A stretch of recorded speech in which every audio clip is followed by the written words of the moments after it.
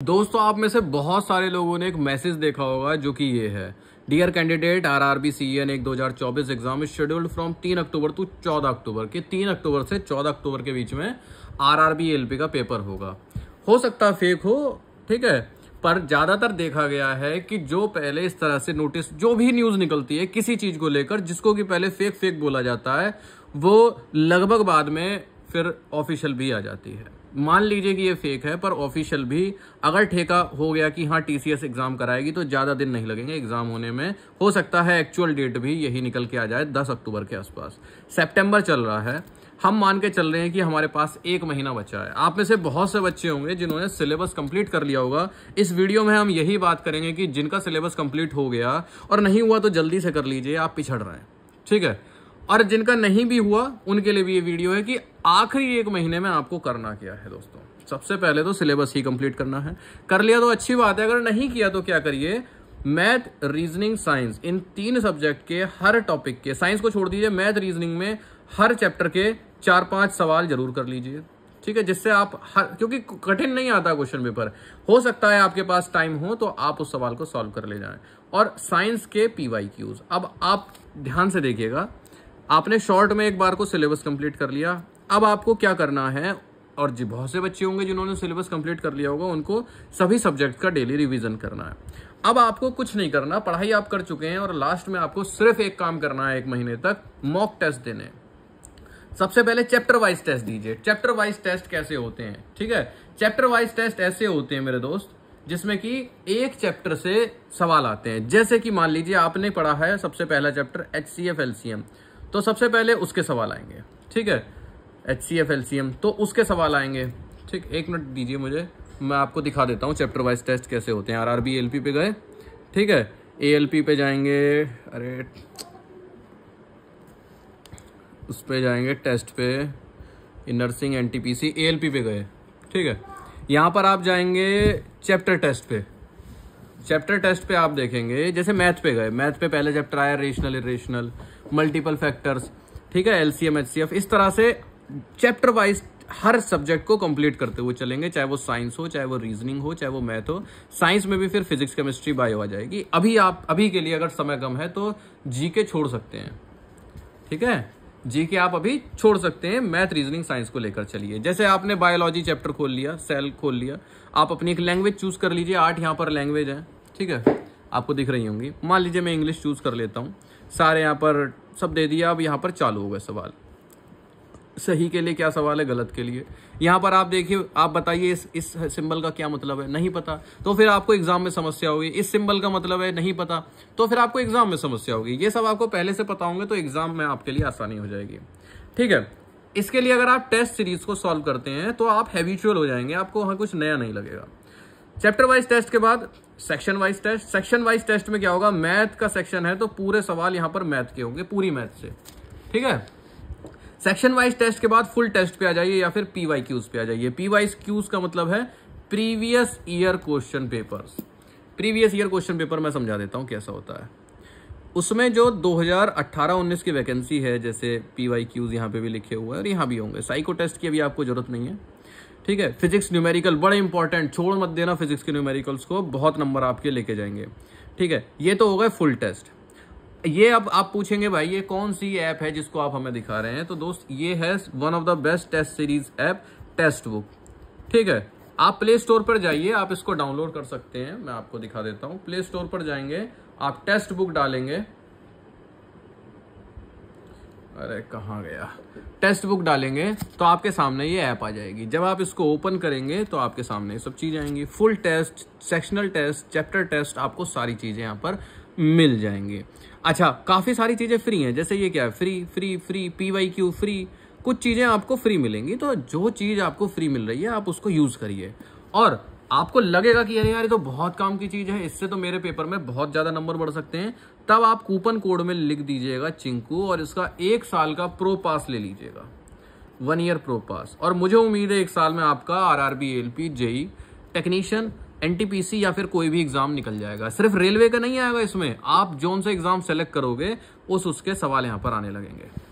अच्छा, मैंने देखो यहाँ पे पॉइंट लिखा हुआ है कि साइंस के न्यूमेरिकल्स को मिस मत करना क्योंकि फिजिक्स से न्यूमेरिकल आते हैं। ये आपके नंबर में अंतर डालेंगे बाकी बच्चों से, ठीक है। इसके बाद जब आप इनको प्रैक्टिस करोगे तो क्या होगा, आपकी स्पीड बढ़ेगी। भाई आपकी कैलकुलेशन, आपने आज टेस्ट दिया, फुल टेस्ट दिया और आपने देखा मेरे तो 10 सवाल छूट गए, तो अगले पेपर में क्या करोगे, आप अपनी स्पीड को बढ़ाओगे। फिर अगले पेपर में क्या करोगे, आप अपनी स्पीड को और बढ़ाओगे, ठीक है। तो इंप्रूव योर एग्जाम टाइमिंग, ये कैसे होगा, बार बार एग्जाम्स को अटेम्प्ट करके। अच्छा, अगर आपके पास लैपटॉप या पीसी है तो मैं ये सलाह देना चाहता हूं कि मोबाइल में आपने प्रो पास ले लिया, अब आप इसको मोबाइल में यूज करें चाहे लैपटॉप में, कहीं भी यूज करें। पर मेरी समझ है कि अगर आपके पास लैपटॉप पीसी है तो आप उसको वहां भी प्रैक्टिस करिए, क्योंकि जब आपका असली पेपर होगा तो आपके सामने कंप्यूटर होगा, मोबाइल नहीं, ठीक है। तो आपको वैसी ही फील आनी चाहिए जैसे कि असली का पेपर हो रहा हो, ठीक। तो लैपटॉप या पीसी है तो आप उस पर इसको प्रैक्टिस करिए, तब आपको पता चलेगा कि कई सारी सिली मिस्टेक्स है जो आप कर रहे हैं। हो सकता है आप क्वेश्चन को सही से लॉक ना कर रहे हो सकता है कि आपने उसको रिव्यू करने के लिए रखा और बाद में उसको जाकर सॉल्व करना भूल गए हो, ठीक है। तो ये सारी चीजें आपको पता चलेगी। इसमें कई सारी चीजें होती हैं, जैसे कि मैं एक आपको छोटा सा एग्जांपल देता हूं। अभी हम एक टेस्ट को अटेम्प्ट करने चले गए थे और आपने डिफॉल्ट लैंग्वेज इंग्लिश चूज कर ली थी और हमारे सामने ये सवाल आया था।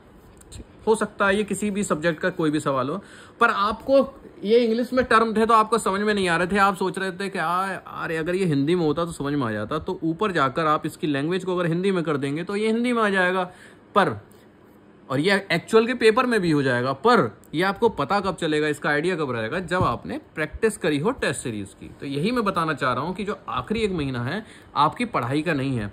पढ़ा नहीं है तो हर चैप्टर के 4-5 सवाल कर लीजिए, जिससे कि आपको एक चैप्टर की बेसिक नॉलेज हो जाए। साइंस जो है आप पढ़ते रहिए और इसके प्रीवियस ईयर क्वेश्चन देते रहिए, क्योंकि साइंस में पिछले साल के क्वेश्चन बहुत ज्यादा रिपीट होते हैं। इसके सिंबल्स को समझिए, जो मैंने अभी आपको बताया कि किस चीज पर टिक करने से लैंग्वेज चेंज होती है, किस चीज पर टिक करने से क्वेश्चन लॉक होता है, किस चीज को टिक करने से क्वेश्चन रिव्यू के लिए सेव होता है, ठीक। अब क्या होगा, जब आपके पास ये बार बार कर रहे हैं, अब क्या होगा, अब आप कई सारे ट्रिक्स सीख जाएंगे। कैसे ट्रिक्स सीख जाएंगे मैं समझाता हूं। आपको क्वेश्चन पेपर मिला, आपका क्वेश्चन आ गया कंप्यूटर पर, आपको एक ब्लैंक पेपर मिल गया, ठीक है। स्टार्ट हो गया सवाल, रीजनिंग का सवाल आया। हो सकता है उस रीजनिंग के सवाल में कुछ डिकोडिंग कोडिंग वाला हो, तो आपने लिखा ABCDE और उसके आगे लिखा 1 2 3 4 5। अब आपने ये देखा कि अरे यार मुझे हर पेपर में A से Z तक और उनके आगे गिनती लिखनी पड़ रही है। तो आप कुछ नया तरीका ढूंढोगे कि यार मैं कुछ नया तरीका ढूंढ लेता हूं और इसको ABCD ऐसे करके फिर Z तक ले आता हूं और इनके ये नंबर हो जाएंगे। फिर आपको नंबर याद होने लगेंगे कि 20 पे ये है, 15 पे ये है, 10 पे ये है। इस तरह से क्या होगा, आपकी कैलकुलेशन स्पीड बढ़ेगी और आप अपनी ट्रिक्स खुद बना लेंगे कि यार रीजनिंग के पेपर में मिरर वाला सवाल आता है तो मैं इसको क्या करता हूं, पेपर पे डार्क करके लिख लेता हूं और बाद में पेपर पलट के देखूंगा तो वो मिरर इमेज हो जाएगी, है ना। इस तरह के सवाल, ट्रिक्स, मिरर इमेज, ये सब बहुत सारी ट्रिक्स बन जाती है अपने आप। तो मैंने आपको क्या बताया, आप एक टेस्ट सीरीज ले लीजिए, क्योंकि ये आपका अंतिम समय है, एग्जाम के आसपास का समय है, जिसमें आपको बहुत सारे तरह के, हर लैंग्वेज में, कुल 8 तरह की लैंग्वेज में यहाँ पर लिखा हुआ है, बहुत सारे टेस्ट मिलेंगे। 6 टेस्ट फ्री भी हैं, ALP हो, NTPC हो, आपका पैरामेडिकल हो, SSC हो, बैंकिंग हो, बहुत सारे मिलेंगे। और फिर जब आप कई सारे पेपर दे लोगे तो ये आपका खुद असेसमेंट करके बताएगा कि आपके वीक एरियाज क्या क्या हैं, जिन सब्जेक्ट के, जिन टॉपिक के आप सवाल नहीं कर पाते हैं, फिर ये आपको बताएगा। और यहाँ पर मैंने कहीं ना कहीं लिखा होगा कि आप वो अपने आप को इम्प्रूव करना है, ये तो ये खुद ही बताएगा आपको एनालिसिस करके कि मेरे दोस्त आप साइंस में कमजोर हो, या फिर आप केमिस्ट्री में कमजोर हो, या फिर आप इस सब्जेक्ट में कमजोर हो, ठीक। तो लास्ट मंथ में आप पढ़ाई को कम करके प्रैक्टिस को बढ़ा दीजिए। साथ में अगर टेस्ट सीरीज नहीं ली है तो टेक्स्ट बुक की आप टेस्ट सीरीज खरीद लीजिए, ये आपके काफी फायदे में आएगी, ठीक है। क्यों, बाद में खरीदेंगे तो हैं ही आप क्या साइको टेस्ट के लिए नहीं खरीदेंगे, बताओ। साइको टेस्ट कहां से कर लोगे, साइको टेस्ट पता ही नहीं है किसी को साइको टेस्ट में क्या आता है। टेस्ट सीरीज तो खरीदनी है भाई, ऐसा है ही नहीं कोई जो टेस्ट सीरीज ना खरीदे और जाके पास हो जाए। 100 में से अगर 1% भी निकल गए तो बहुत बड़ी संख्या मानना। आप खुद बता दो कि साइको टेस्ट में कैसे सवाल आते हैं, भाई देख के ही तो बता पाओगे। और अगर देख भी लिया तो प्रैक्टिस के बिना थोड़ी कर लोगे यार। 300 सवाल आते हैं 30-40 मिनट में, कैसे कर लोगे। प्रैक्टिस चाहिए उसके लिए, कर तो सब लोगे, प्रैक्टिस चाहिए। आपको पहले से आइडिया होगा तो यार बहुत अच्छा है, आपको गाइडेंस यहाँ पर मिल रहा है। हमारे टाइम में इतने यूट्यूब के चैनल होते ही नहीं थे सब चीजें बताने वाले कि अब ये कर लो वो कर लो। तो मैं ये कहना चाह रहा हूं कि आप आज नहीं तो कल खरीदोगे। जब आप खरीदोगे तो आप सोचोगे कि यार इससे अच्छा अगर मैं पहले खरीद लेता तो क्या पता मेरे 4 नंबर बढ़ जाते CBT 1 CBT 2 में और मेरी मेरिट और ऊपर पहुंच जाती और मुझे उसका फायदा मिलता। मिलता नहीं मिलता। जो मेरिट आउट होंगे वो बड़ा दुख मनाएंगे कि यार इससे अच्छा पहले ले लेता, कुछ नंबर बढ़ जाते तो फायदे में रहता। तो कुल मिला के आखिरी महीना है सीखने का। अगर नहीं सीख पाए तो कोई समस्या नहीं है, आप सिलेबस देखो और हर चैप्टर के 4-5 सवाल करके खत्म करो सिलेबस। बोलो हो गया, CBT 1 हो गया। CBT 1 में आपको इतनी समस्या नहीं पड़नी। CBT 1 देने के बाद आपको समय मिलेगा CBT 2 के लिए, तब आप अच्छे से पढ़ लेना। ठीक है, डिस्क्रिप्शन में टेक्स्ट बुक का लिंक भी है, कूपन कोड में चिंकू लिख देना। इसके अलावा जो सवाल हो दोस्त आप वो पूछ सकते हैं, कोई समस्या वाली बात ऐसी नहीं है।